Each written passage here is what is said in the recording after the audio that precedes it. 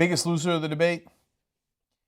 You know, you're tempted to say Trump, but the jury's out on that. So they kept punching him, but he punched back, and he got caught on the health care, no question. But there was a lot of lines where he was totally fine. They said, "Oh, how are you going to make Mexico pay for it? You know, we have a trade deficit with them, and I'm going to wipe out that trade deficit." That's a ridiculous point, but it is good enough for the people watching that are Republican voters to go, "Yeah, you see that? He's the one for the wall. The rest of them are against the wall. And he's going to stick it to Mexico, and he's going to make them pay for it." Yeah. Oh, the trade deficit. See, that's how he's going to do it, right? So there was plenty of those moments where Trump survived those attacks. I think Rubio goes up. I'm not sure Trump goes down. So I actually think the biggest loser of the debate, I know that he's now getting inconsequential, and that's why he is the biggest loser of this debate, is Kasich. Carson is already irrelevant, right?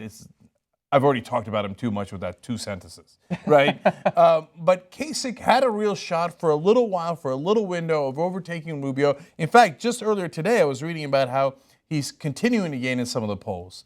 But he seemed like an afterthought in this debate. It seemed like there are 3 main players here, right? You've got title fight with Cruz, Rubio, and Trump, and then you had these 2 sideshow Bobs. But we already knew Carson was a sideshow Bob.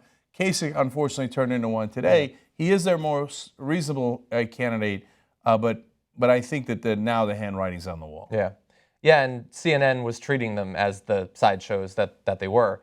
I think that Trump, some of his defenses are good in the way that they are for Trump. So when he says, "Oh, they're not going to pay for it," it just got 10 feet taller.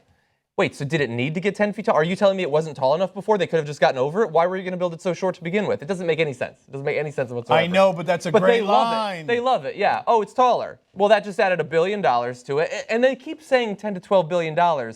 You know that thing needs to be maintained and manned for its entire length. You don't know any of that, John. Billions of dollars every year. I don't know. Again, it's impossible to tell how well he defended himself. The standards, it's buried in the ground, and so he can fall asleep on top of it like Carson would, and he'll generally be fine. So maybe he's not the loser, although I think this is exactly what he did not want going into a debate. I don't know that it could have been worse. So I'm tempted to say in that case, despite the fact that I gave him credit as being kind of a winner, because there can really only be one big challenge to Trump, it was either going to be Rubio or it was going to be Cruz. Cruz has Texas, possibly on his side. But in terms of money, in terms of support from the establishment for whatever it's worth on the Republican side right now, if the race is to be the one to stop Trump, then Cruz just lost to Rubio. And so maybe Cruz is the loser tonight. He did his best, but he's Ted Cruz, and so it's not good enough. So that seems ironic, but I totally understand the point you're making.